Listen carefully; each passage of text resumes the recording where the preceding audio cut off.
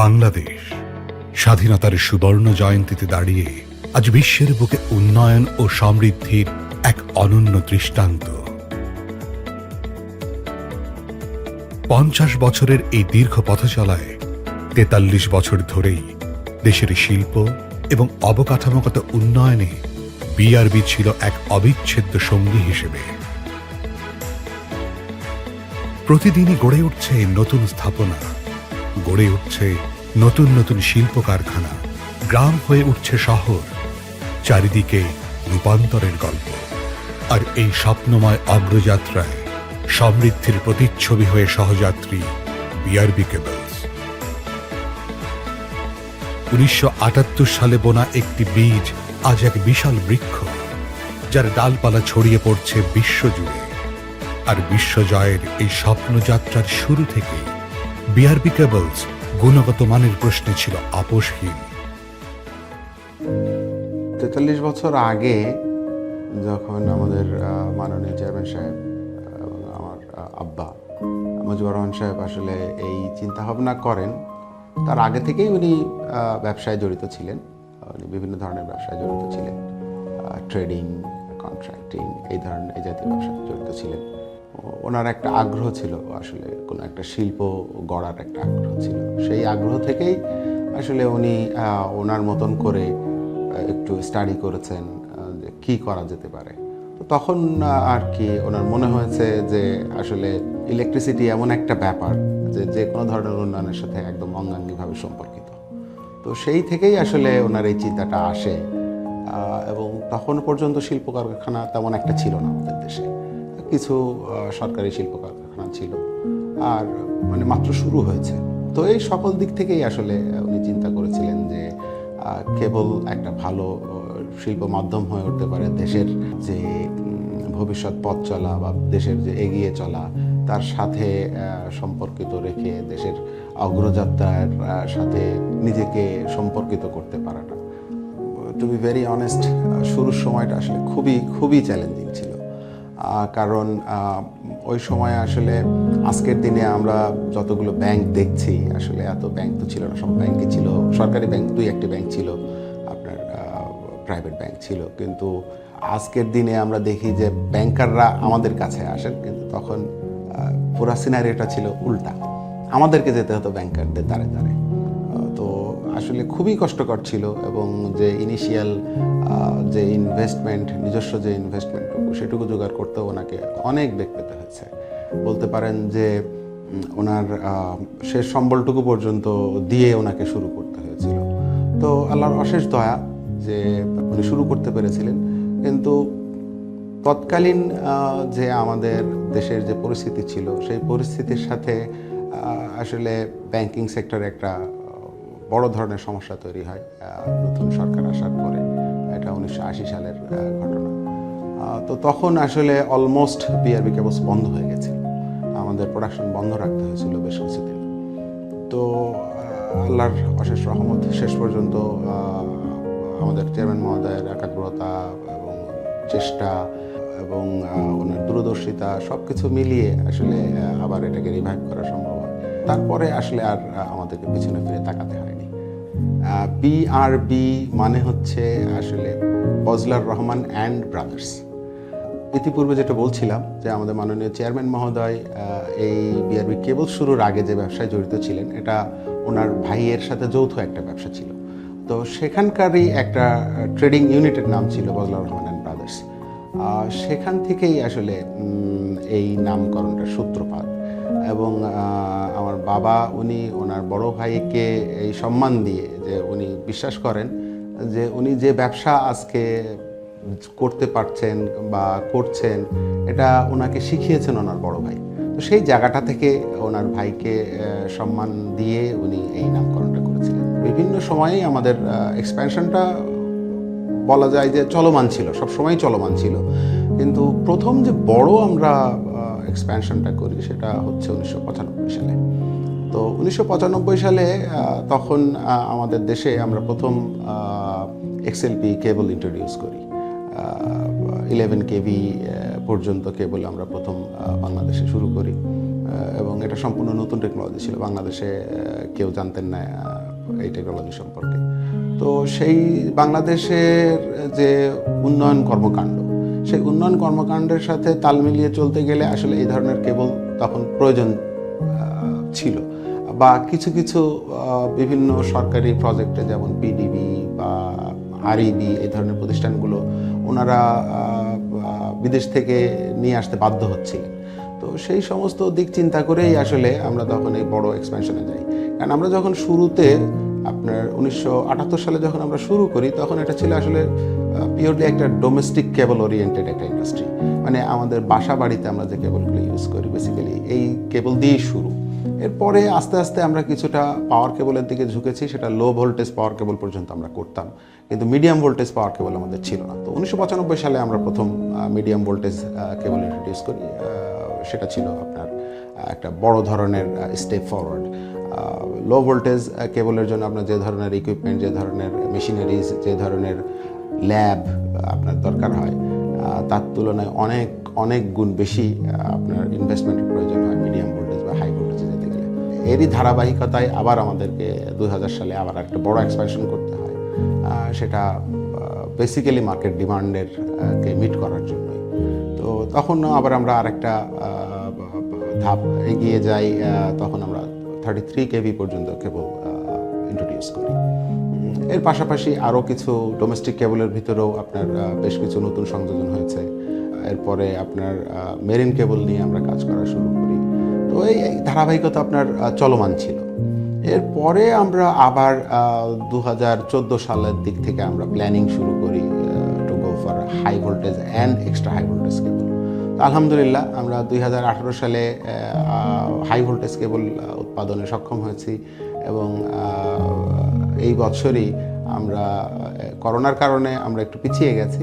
তো যাই হোক, আল্লাহর অশেষ দয়া, আমরা এই বছরই এক্সট্রা হাই ভোল্টেজ কেবল 132 কেভি এর কেমা সার্টিফিকেশন লাভ করেছি, এবং এখন আমাদের এই প্রোডাক্ট মার্কেটিং করতে কোনো বাধা নেই।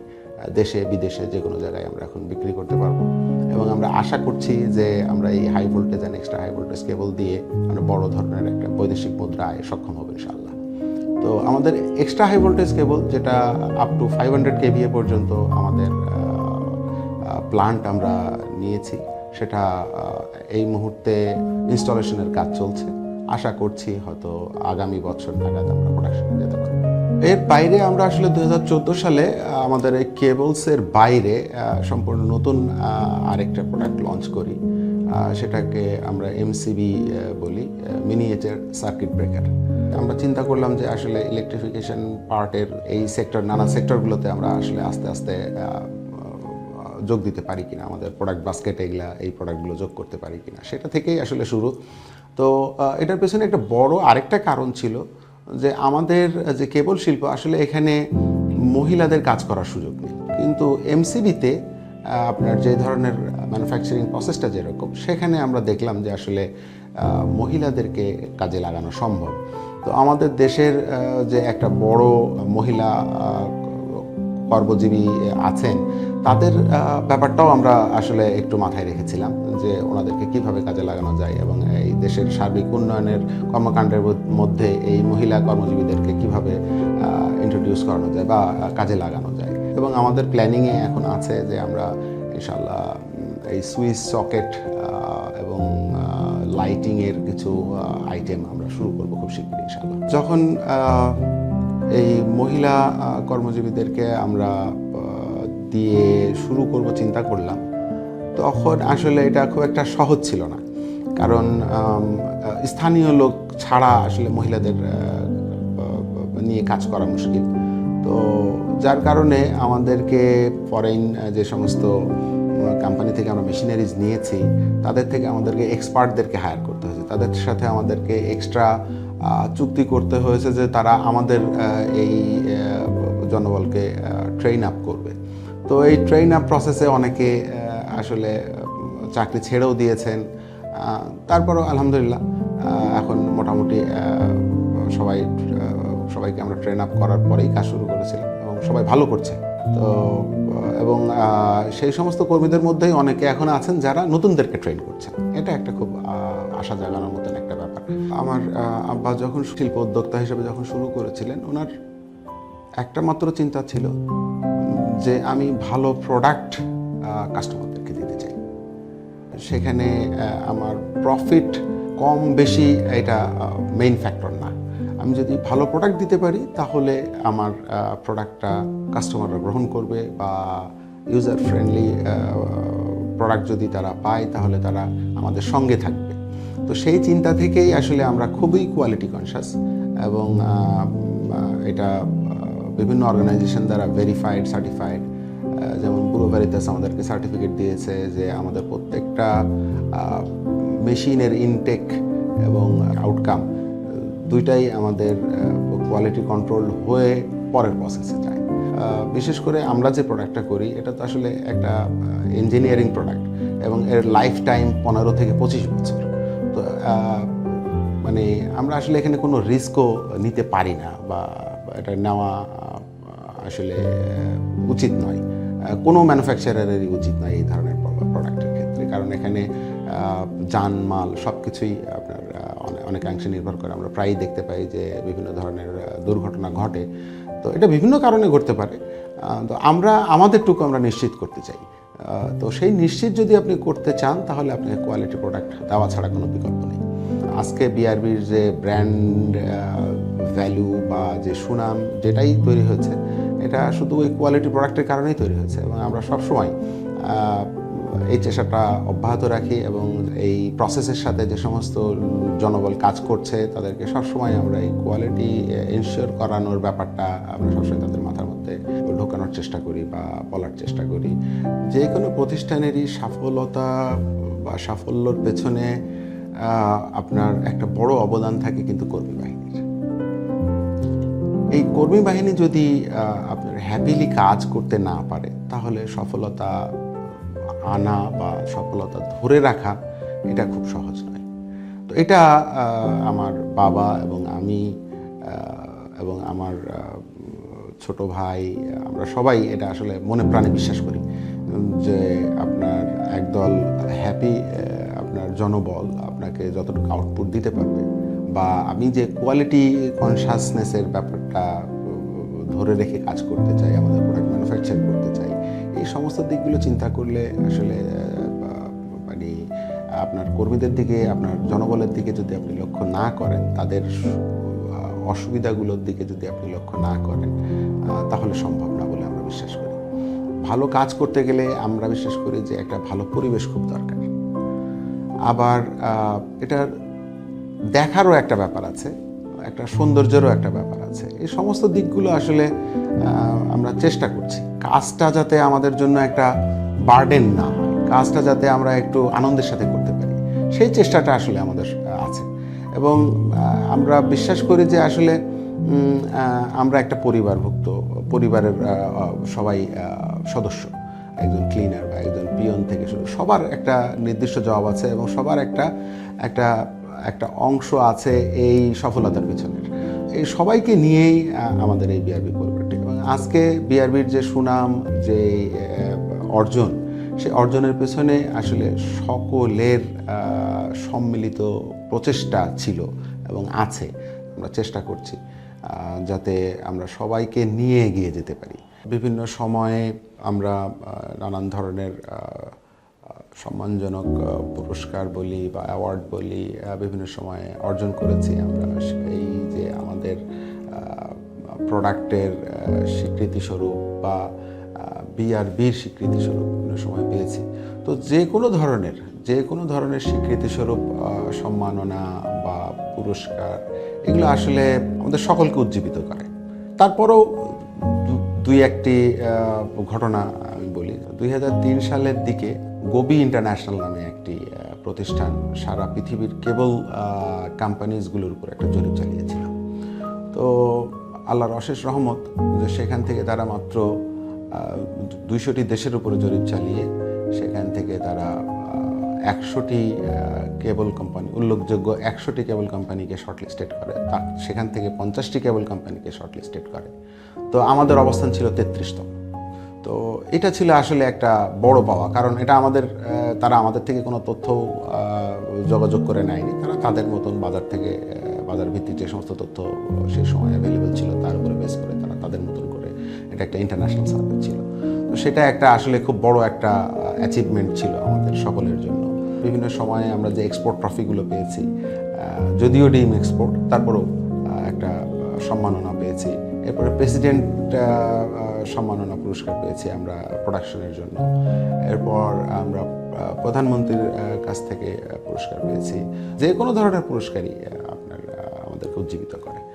আলহামদুলিল্লাহ, আমাদের আজকের যে অর্জন, বলবো এটা একটা মাইলফলক অর্জন। আমরা সেই 1978 সালে যেখান থেকে শুরু করেছিলাম, সেই জায়গা থেকে আমরা একটা ভালো অবস্থানে আজকে পৌঁছতে পেরেছি, আল্লাহর অশেষ রহমত। আমাদের মাননীয় চেয়ারম্যান মহোদয় এবং আমার আব্বা মজিবুর রহমান সাহেব যে সততার সাথে আসলে এই প্রতিষ্ঠানটি পরিচালনা করেছেন, যে একনিষ্ঠতার সাথে, যে পরিশ্রমের সাথে এবং যে ভালোবাসার সাথে, কাজকে ভালোবাসা ছাড়া আসলে সফলতা অর্জন করা খুব মুশকিল। তো সেই জিনিসটি উনি আসলে আমাদের পরিবারের সকলের মধ্যে ছড়িয়ে দিতে পেরেছিলেন। তো সেই জায়গাটা থেকে আমরা মনে করি যে আসলে আমাদের এটা একটা বিরাট অ্যাচিভমেন্ট যে আমরা সকলে মিলে আজকের এই পর্যায়ে আসতে পেরেছি।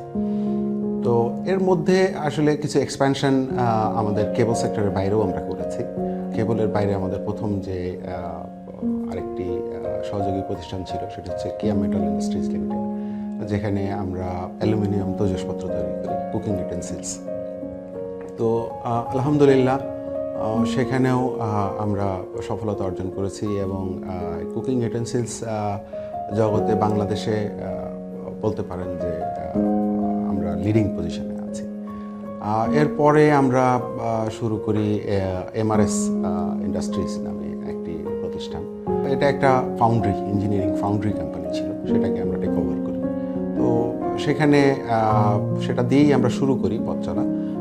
পরবর্তীতে আমরা অ্যাড অন করেছি আসলে আমাদের কেবলসের ব্যাকওয়ার্ড লিঙ্কেজ কোম্পানি হিসাবে আমাদের যে মূল র মেটেরিয়ালস কপার রড এবং অ্যালুমিনিয়াম রড, সেটা আমরা বাংলাদেশের দ্বিতীয় হিসাবে বাংলাদেশ উৎপাদন শুরু করি। তো এর পরবর্তীতে আরও সংযোজন হয়েছে। এখানে আমরা বিভিন্ন ধরনের বোর্ড তৈরি শুরু করেছি। এখানে আমরা MDF, HDF, plywood, Partex board, সকল ধরনের বোর্ড আমরা তৈরি করছি। এছাড়া আমরা আমাদের বিআরবি পলিমার নামে একটি ইন্ডাস্ট্রি আছে, যেখানে আমরা PVC and uPVC pipe and fittings তৈরি করি। এছাড়া আমাদের বিআরবি সিকিউরিটিজ নামে একটা প্রতিষ্ঠান আছে, যেখানে আসলে বাংলাদেশ সিকিউরিটিজ এক্সচেঞ্জ কমিশনের আন্ডারে একটা ব্রোকারেজ হাউস, যেখানে ডিএসসি এবং সিএসসি ওয়াই প্রতিষ্ঠানেরই ব্রোকারেজ লাইসেন্স নিয়ে ব্যবসা পরিচালনা করছে। এছাড়া আমরা একটি air charter, BRB air limited নামে একটা এয়ার চার্টার কোম্পানি প্রতিষ্ঠা করেছে, যেখানে আসলে হেলিকপ্টার সার্ভিস আমরা প্রোভাইড করি। এর বাইরে আমরা বিআরবি হসপিটালস নামে একটি প্রতিষ্ঠান শুরু করেছি, যেটা ঢাকাতে অবস্থিত, এবং আমরা চেষ্টা করছি আমাদের কাস্টমারদেরকে ভালো সার্ভিস প্রোভাইড করতে। একজন ওয়ান স্টপ সার্ভিস প্রোভাইডার হিসেবে হসপিটালসটাকে আমরা গড়ে তোলার চেষ্টা করছি। কুষ্টিয়াতেও আমরা আরেকটি বড় হসপিটালের কাজ হাতে নিয়েছি, যেখানে ওভারঅল আপনার সমস্ত কার্যকলাপ শেষ হলে এটা 600 বেডের একটা হসপিটাল হবে, যার সাথে medical college, nurse training institute, medical technologist training institute, এগুলো সব অন্তর্ভুক্ত থাকবে। তো এটা একটা বিশ্বমানের একটা ক্যাম্পাস মতন করে আমরা তৈরি করার কাজ চালিয়ে যাচ্ছি। আমাদের আশা আছে আগামী 2024 সাল নাগাদ এটা আমরা ওপেন করবো ইনশাআল্লাহ।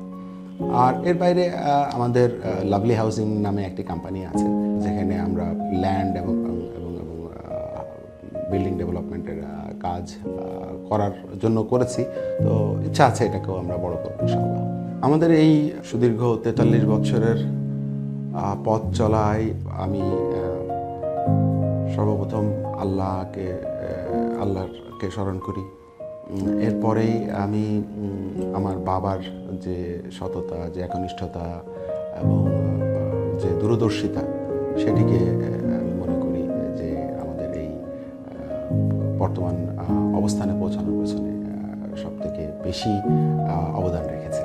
আর এর বাইরে বা এর পাশাপাশি আমাদের এই পরিবারভুক্ত সকল সদস্য আসলে এই বর্তমান অবস্থানে পৌঁছানোর পিছনে কাজ করেছেন, এবং এই যে আমাদের আজকের যে অবস্থান এবং আজকের যে অর্জন, এই অর্জনের যে বেনিফিট, এটা আসলে সকলেই দাবিদার, আমরা সকলেই উপভোগ করি। আসলে আমি সেই বাবার সন্তান হতে পেরে আমি নিজেকে খুব গর্বিত মনে করি যে আমি ওনার সাথে ওনার সন্তান এবং ওনার এই বলিষ্ঠ এবং সৎ এবং সময়োপযোগী যে নির্দেশনা, সেই নির্দেশনার নিয়ে কাজ করতে পেরেছি, এটা আমার একটি বড় অর্জন। এবং আমি আল্লাহর কাছে দোয়া করি উনি আরও অনেক নতুন প্রজেক্ট উনি সফলতার সাথে এই বাংলাদেশের যে অগ্রযাত্রা সেটির অংশীদার হিসাবে কাজ করবেন ইনশাআল্লাহ। তো আমরা সকলের দোয়া চাই। আমাদের যত কাস্টমার আছে তাদেরকে আমি আন্তরিক ধন্যবাদ দিতে চাই আমাদের উপরে আস্থা রাখার জন্য, এবং যাতে আপনাদের এই আস্থার মূল্যায়ন যাতে আমরা সঠিকভাবে করতে পারি, সেই লক্ষ্যে আমরা নিরন্তর পরিশ্রম করে যাচ্ছি। সবার আস্থা আর ভালোবাসায় বিআরবি কেবলস আজ হয়ে উঠেছে সমৃদ্ধির প্রতিচ্ছবি। ছুটে সাফল্যের স্বপ্নযাত্রায় এবার করতে হবে বিশ্বজয়।